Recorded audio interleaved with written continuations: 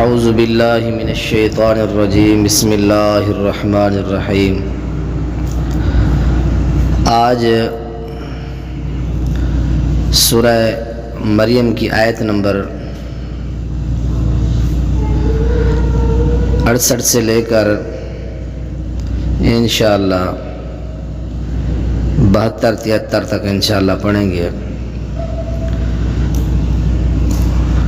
وَيَقُولُ الْإِنسَانُ إِذَا مَا مِتُّ لَسَوْفَ أُخْرَجُ حَيًّا۔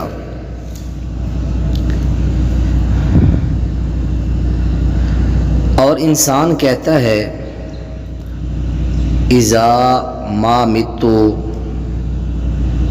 کیا جب میں مر گیا، لسوف اخرج حیا، تو کیا واقعی ان قریب مجھے زندہ کر کے اٹھایا جائے گا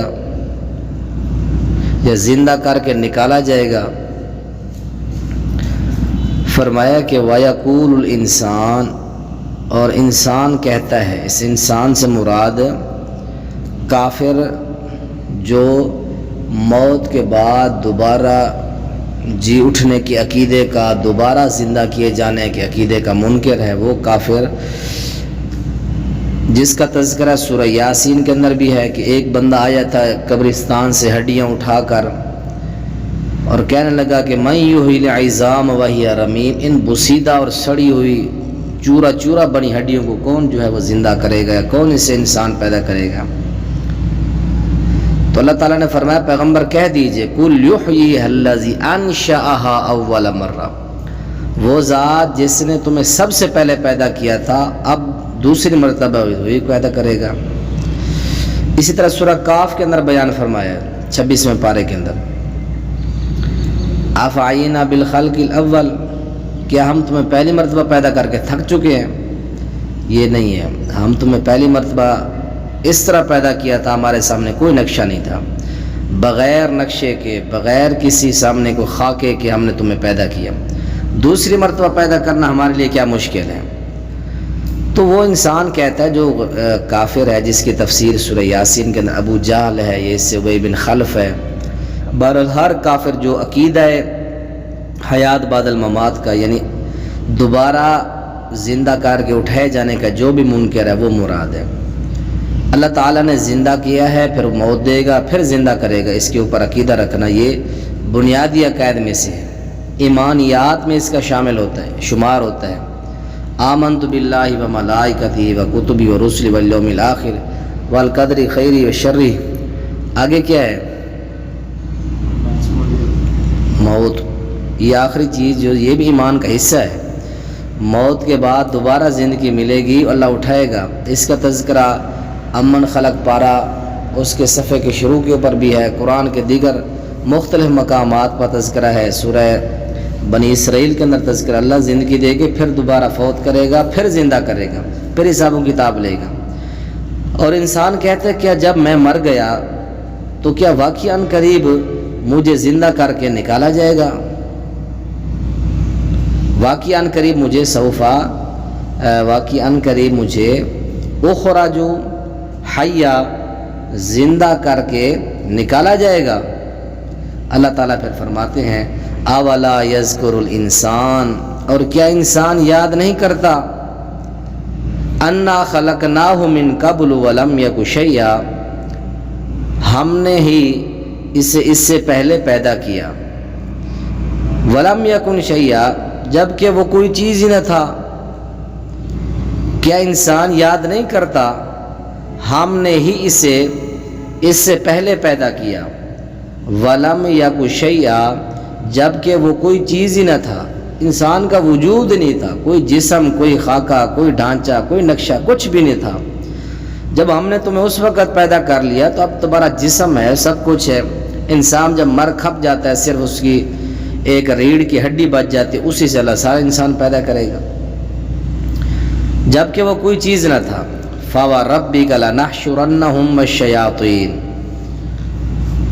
تو قسم ہے تیرے رب کی، بے شک ہم ان شیطانوں کو ضرور اکٹھا کریں گے، ہم ان شیطانوں کو ضرور اکٹھا کریں گے، ثم لنحضرنہم حول جہنم جثیا، پھر بے شک ہم انہیں جہنم کے گرد گھٹنوں کے بل گرے ہوئے حاضر کریں گے۔ حول کا معنی جہنم کے ارد گرد، جثیا کا معنی ہوتا ہے کہ گھٹنوں کے بل گرے ہوئے، گھٹنوں کے بل گرے ہوئے حاضر کریں گے۔ لنحضرن، بے شک ہم انہیں جہنم کے گرد گھٹنوں کے بل حاضر کریں گے۔ تو یہ وہ لوگ ہیں جن لوگوں نے لوگوں کو گمراہ کیا، یہ سب سے بڑے سرکش لوگ تھے۔ اگلی آیت کے اندر بھی ہے، اللہ تعالیٰ ان کو اور شیطانوں کو جہنم کے اندر گھٹنوں کے بل گرے ہوئے حاضر کریں گے، سارے اکٹھے ہو جائیں گے۔ فرمایا کہ قسم ہے تیرے رب کی، بے شک ہم ان کو اور شیطانوں کو، یعنی جو بڑے سرکش تھے جنہوں نے لوگوں کو گمراہ کیا، وہ اور ان کے جو متبعین، سب کو اللہ تعالیٰ جہنم کے ارد گرد گھٹنوں کے بل گرے ہوئے حاضر کرے گا۔ اس طرح جہنم کے گڑھے کے آس پاس پڑے ہوں گے سارے، لیکن جو ان کے بڑے پیشوا ہوں گے ان کے بارے میں فرمایا ثم لننزعن من کل شیعۃ، بے شک ہم گروہ میں سے اس شخص کو ضرور کھینچ نکالیں گے، لننزعن ضرور کھینچ نکالیں گے، من کل شیعۃ ہر گروہ میں سے، بے شک ہم ہر گروہ میں سے اس شخص کو ضرور کھینچ نکالیں گے۔ شیعہ کہتے ہیں گروہ کو، ہر گروہ میں سے اس شخص کو ضرور کھینچ نکالیں گے۔ اشد علی الرحمن عتیہ، جو ان میں سے رحمان کے خلاف زیادہ سرکش ہے، جو ان میں سے رحمان کے خلاف زیادہ سرکش ہے۔ اس سے مراد کیا ہے کہ سب سے بڑے سرکش یہ الگ کھڑے ہوں گے۔ اللہ تعالیٰ ان تمام کو، ان گناہ گار کافر لوگ جو تھے یہ، اور شیاطین اور ان کے جو بڑے شیطان جو ان کو گمراہ کرنے والے تھے، اللہ سب کو پہلے اکٹھا کرے گا جہنم کے اوپر گرے ہوئے۔ پھر ان کے جو بڑے شیطان ہوں گے جنہوں نے خود بھی گمراہی حاصل کی اور دوسروں کو بھی گمراہ کیا، ان لوگوں کا ڈبل گناہ ہوگا۔ اللہ ان کو پکڑ کے پہلے جہنم میں ڈالے گا، ان کے جو پیشوا اور ان کے جو رہنما تھے جنہوں نے ان کو گمراہ کیا تھا، راہ راست سے ان کو ہٹایا تھا، تو خود گمراہ ہوئے اور دوسروں کو بھی انہوں نے گمراہ کیا۔ یہ ڈبل ان لوگوں نے جرم کیے۔ اللہ سب سے پہلے ان گمراہ بڑو شیطانوں کو ڈالے گا، ڈالنے کے بعد پھر اللہ تعالیٰ ان کے متبعین کو پیچھے بھی ڈالے گا۔ سورہ اعراف کے اندر 38 نمبر آیت کے اندر، سورہ نحل 25 نمبر آیت کے اندر بھی یہ تذکرہ ہے۔ سب سے بڑے سرکش پہلے جائیں گے، ان کے چھوٹے چیلے وہ بعد کے اندر جائیں گے، جو رحمان کے سب سے زیادہ جو ہے مخالف تھے۔ اشد علی الرحمن عتیہ، رحمان کے خلاف زیادہ سرکش تھے۔ ثم لنحن اعلم بالذین اولیٰ بصلیہ، پھر یقیناً ہم ان لوگوں کو زیادہ جانتے ہیں، اولیٰ بصلیہ، جو اس میں سے مراد جہنم میں، جو اس میں داخل ہونے کے زیادہ حقدار ہیں۔ اللہ جانتا ہے لوگوں کو، زیادہ جانتا ہے کہ اس جہنم کے زیادہ حقدار، داخل ہونے کے زیادہ حقدار کون ہے۔ اولیٰ زیادہ حقدار، صلیہ کا معنی داخل ہونے کے، جو اس میں داخل ہونے کے زیادہ حقدار ہیں۔ وَإِن مِّنكُمْ إِلَّا وَارِدُهَا، تم میں سے جو بھی ہے اس پر وارد ہونے والا ہے، تم میں سے جو بھی ہے وہ اس پر وارد ہونے والا ہے۔ اس سے مراد جسر، جسے پل صراط ہم کہتے ہیں، پل صراط پر ہر بندے کو گزرنا ہے، چاہے وہ نبی ہے، رسول ہے، نیک ہے، مسلمان، کافر، یہود، ہر ایک انسان نے پل صراط سے گزرنا ہے۔ فرمایا کہ وہ سب سے زیادہ پھسلنے والی جگہ ہے اور اس کے اوپر کانٹے ہوں گے، زیادہ لوگ وہاں سے پھسلیں گے، گریں گے، کانٹے والی جگہ ہوگی۔ لیکن جو ایماندار مومن ہوں گے وہ بجلی کی طرح سے سپیڈ وہاں سے نکلیں گے۔ بعض لوگ ہوں گے جو ہوا کے جھونکے کی طرح نکل جائیں گے، کراس کر جائیں گے، اور بعض زخمی ہو کر، بعض جو جسم کو گھسیٹ کر نکلیں گے، اور بعض جہنم کے اندر گر رہے ہوں گے۔ پول صراط اوپر ہے، اس کے نیچے جہنم میں۔ تو اس پر اوپر ہر ایک بندے نے گزرنا ہے۔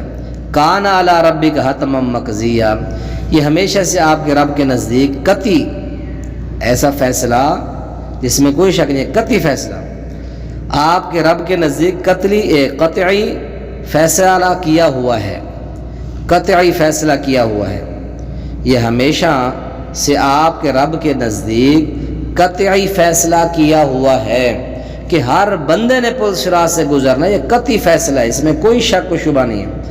لیکن اللہ تعالیٰ نے متقین کا تذکرہ فرمایا، ثم ننجی الذین اتقوا ونذر الظالمین فیہا جثیا، پھر ہم پرہیزگاروں کو بچا لیں گے، پھر ہم ننجی بچا لیں گے ان لوگوں کو جنہوں نے پرہیزگاری اختیار کی ہے، جو بچے، ونذر الظالمین فیہا جثیا، اور ظالموں کو اس میں گھٹنوں کے بل گرے ہوئے چھوڑ دیں گے، گھٹنوں کے بل گرے ہوئے چھوڑ دیں گے۔ وَإِذَا تُتْلَىٰ عَلَيْهِمْ، اور جب ان پر ہماری واضح آیات پڑھی جاتی ہیں، قَالَ الَّذِينَ، کہتے ہیں وہ لوگ جنہوں نے کفر کیا، ان لوگوں کے لیے جو ایمان لائے۔ جب کافروں کے اوپر ہماری آیات پڑھی جاتی ہیں، وہ کافر ایمان والوں کو کہتے ہیں، اے ایمان والوں ذرا یہ تو بتاؤ کہ اَيُّ الْفَرِيقَيْنِ، دو گروہ میں سے کون مقام میں بہتر اور مجلس کے اعتبار سے زیادہ اچھا ہے؟ یہ کافر لوگ ایمان والوں سے سوال کرتے ہیں، دونوں گروہ میں سے کون مقام میں بہتر اور مجلس میں زیادہ اچھا ہے؟ یہ کافر لوگ مسلمانوں کو طعنہ دیتے تھے، اے مومنو تمہاری ہمارے نزدیک کیا حیثیت ہے، ہماری مجالس دیکھو، اور اس طرح ہماری ندیہ کا معنی مجلس، ہمارے مکان، ہمارے کوٹھیاں، ہماری بلڈنگیں، ہمارے ساری چیزیں دیکھو، اور ندیہ ہماری مجلس ہیں جہاں ہم بیٹھک لگاتے ہیں، ہمارے جہاں مجلسیں لگتی ہیں، یہ دونوں چیزیں دیکھو، تمہاری اور ہمارے درمیان ان چیزوں میں دیکھو کون زیادہ اچھا ہے۔ تم غریب صحابہ، غریب مسلمان، کوئی کپڑے نہیں ہیں، کوئی بیٹھنے کی جگہ، حتیٰ کہ کائنات کی سب سے اچھی جگہ میں صحابہ بیٹھتے تھے، مسجد نبوی میں، خانہ کعبہ میں۔ بہرحال وہ ان چیزوں کو، دین اسلام کو دنیاوی معاملات اور دنیاوی جو ہے اسباب کے سامنے تولتے تھے کہ ہمارے کپڑے سب سے اچھے ہیں، خوبصورت زیادہ ہیں، ہمارے پاس پیسہ، بیٹھک مجلسیں سب زیادہ ہیں۔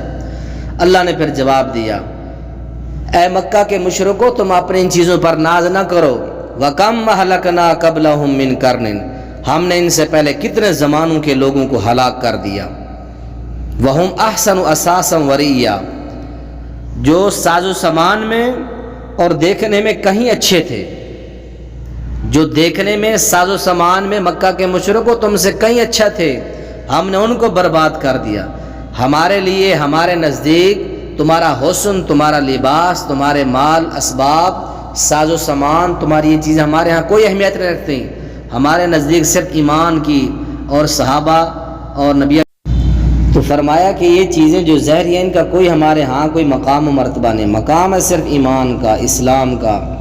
دولت ایمان نہیں ہے تمہاری یہ بیٹھکیں، تمہارا مقام، تمہارا یہ حسن، تمہارے لباس، کچھ بھی نہیں ہے۔ فرعون کو دیکھ لو، اور اس سے پہلے جتنی قومیں گزری ہیں، ہم نے ان کو سمندروں میں، دریاؤں میں برباد اور غرق کر دیا، مچھلیاں کھا گئی ان لوگوں کو۔ ان کا ناز، بلکہ وہ تو قد کے اندر تم سے زیادہ تھے، قد کے اندر، جسم کے اندر، طاقت قوت کے اندر، اور کہتے تھے من اشد منا قوہ، ہم سے زیادہ کون ہے طاقتور؟ اللہ نے ان سب کو بھی اہلکناہم، اللہ نے سب کو ہلاک کر دیا۔